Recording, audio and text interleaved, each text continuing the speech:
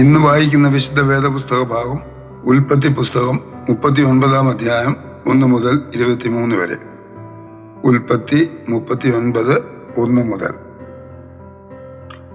എന്നാൽ യോസെഫിനെ മിസ്രൈമിലേക്ക് കൊണ്ടുപോയി.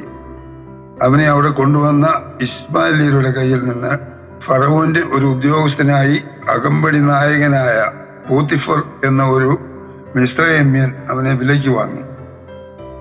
യഹോവ യോസെഫിന് കൂടെ ഉണ്ടായിരുന്നത് കൊണ്ട് അവൻ കൃതാർത്ഥനായി മിസ്രൈമ്യനായ യജമാനന്റെ വീട്ടിൽ പാർത്തു. യഹോവ അവനോട് കൂടെ ഉണ്ടെന്നും അവൻ ചെയ്യുന്നതൊക്കെയും യഹോവ സാധിപ്പിക്കുന്നു എന്നും അവന്റെ യജമാനൻ കണ്ടു. അതുകൊണ്ട് യോസെഫ് അവന് ഇഷ്ടനായി ശുശ്രൂഷ ചെയ്തു. അവനെ ഗൃഹവിചാരകനാക്കി തനിക്കുള്ളതൊക്കെയും അവന്റെ കയ്യിൽ ഏൽപ്പിച്ചു. അവൻ തന്റെ വീട്ടിനും തനിക്കുള്ള സകലത്തിനും അവനെ വിചാരകനാക്കിയത് മുതൽ യഹോവ യോസെഫിന്റെ നിമിത്തം മിസ്രൈമ്യന്റെ വീട്ടിനെ അനുഗ്രഹിച്ചു. വീട്ടിലും വയലിലും അവനുള്ള സകലത്തിന്മേലും യഹോവയുടെ അനുഗ്രഹമുണ്ടായി. അവൻ തനിക്കുള്ളതൊക്കെയും യോസെഫിന്റെ കയ്യിൽ ഏൽപ്പിച്ചു. താൻ ഭക്ഷിക്കുന്ന ഭക്ഷണം ഒഴികെ അവന്റെ കൈവശമുള്ള മറ്റ് യാതൊന്നും അവൻ അറിഞ്ഞില്ല. യോസേഫ് കോമളനും മനോഹര രൂപിയും ആയിരുന്നതുകൊണ്ട് യജമാനന്റെ ഭാര്യ യോസേഫിന്മേൽ കണ്ണു പതിച്ചു. എന്നോടുകൂടെ ശയിക്ക എന്ന് പറഞ്ഞു. അവൻ അതിന് സമ്മതിക്കാതെ യജമാനന്റെ ഭാര്യയോടെ, ഇതാ, വീട്ടിൽ എന്റെ കൈവശമുള്ള യാതൊന്നും എന്റെ യജമാനൻ അറിയുന്നില്ല. തനിക്കുള്ളതൊക്കെയും എന്റെ കയ്യിൽ ഏൽപ്പിച്ചിരിക്കുന്നു. ഈ വീട്ടിൽ എന്നേക്കാൾ വലിയവനില്ല. നീ അവന്റെ ഭാര്യയാകിയാൽ നിന്നെ അല്ലാതെ മറ്റ് യാതൊന്നും അവൻ എനിക്ക് വിരോധിച്ചിട്ടുമില്ല. അതുകൊണ്ട് ഞാൻ ഈ മഹാദോഷം പ്രവർത്തിച്ച് ദൈവത്തോട് പാപം ചെയ്യുന്നത് എങ്ങനെ എന്ന് പറഞ്ഞു. അവൾ ദിനം പ്രതിയും യോസേഫിനോട് പറഞ്ഞിട്ടും അവളോടുകൂടെ ശയിപ്പാനോ അവളുടെ അരികെ ഇരിപ്പാനോ അവൻ അവളെ അനുസരിച്ചില്ല.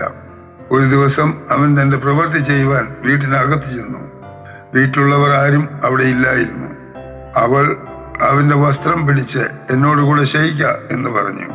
എന്നാൽ അവൻ തന്റെ വസ്ത്രം അവളുടെ കയ്യിൽ വിട്ടേച്ച് പുറത്തേക്ക് ഓടിക്കളഞ്ഞു. അവൻ വസ്ത്രം തന്റെ കയ്യിൽ വിട്ടേച്ച് പുറത്തേക്ക് ഓടിപ്പോയി എന്ന് കണ്ടപ്പോൾ അവൾ വീട്ടിലുള്ളവരെ വിളിച്ച് അവരോട്, കണ്ടോ, നമ്മെ ഹാസ്യമാക്കേണ്ടതിന് അവൻ ഒരു എബ്രായനെ കൊണ്ടുവന്നിട്ടിരിക്കുന്നു. അവൻ എന്നോടുകൂടെ ശയിക്കേണ്ടതിന് എന്റെ അടുക്കൽ വന്നു. എന്നാൽ ഞാൻ ഉറക്കം നിലവിളിച്ചത് കേട്ടപ്പോൾ അവൻ തന്റെ വസ്ത്രം എന്റെ അടുക്കൽ വിറ്റേച്ച് ഓടിപ്പോയി കളഞ്ഞു എന്ന് പറഞ്ഞു. യജമാനൻ വീട്ടിൽ വരുവോളം അവൾ ആ വസ്ത്രം തന്റെ പക്കൽ വെച്ചുകൊണ്ടിരുന്നു. അവനോട് അവൾ അവണ്ണം തന്നെ സംസാരിച്ചു. നീ കൊണ്ടുവന്നിരിക്കുന്ന എബ്രായദാസൻ എന്നെ ആസ്യമാക്കുവാൻ എന്റെ അടുക്കൽ വന്നു. ഞാൻ ഉറക്കം നിലവിളിച്ചപ്പോൾ അവൾ തന്റെ വസ്ത്രം എന്റെ അടുക്കൽ വിട്ടേച്ച് പുറത്തേക്ക് ഓടിപ്പോയി എന്ന് പറഞ്ഞു. നിന്റെ ദാസൻ ഇങ്ങനെ എന്നോട് ചെയ്തു എന്ന് തന്റെ ഭാര്യ പറഞ്ഞ വാക്ക് യജമാനൻ കേട്ടപ്പോൾ അവന് കോപം ജ്വലിച്ചു. യോസെഫിന്റെ യജമാനൻ അവനെ പിടിച്ച് രാജാവിന്റെ ബന്ധന്മാർ കിടക്കുന്ന കാരാഗൃഹത്തിലാക്കി. അങ്ങനെ അവൻ കാരാഗൃഹത്തിൽ കിടന്നു. എന്നാൽ യഹോവ യോസെഫിനോട് കൂടെയിരുന്നു. കാരാഗൃഹ പ്രമാണിക്ക് അവനോട് ദയ തോന്നത്തക്കവണ്ണം അവനെ കൃപ നൽകി. കാരാഗൃഹത്തിലെ സകല ബന്ധന്മാരെയും കാരാഗൃഹ പ്രമാണി യോസെഫിന്റെ കയ്യിൽ ഏൽപ്പിച്ചു. അവരുടെ പ്രവൃത്തിക്കൊക്കെയും അവൻ വിചാരകനായിരുന്നു. യഹോവ അവനോട് കൂടെയിരുന്നു. അവൻ ചെയ്തതൊക്കെയും സഫലമാക്കുകൊണ്ട് അവന്റെ കൈക്കീഴിലുള്ള യാതൊന്നും കാരാഗൃഹ പ്രമാണി നോക്കിയില്ല.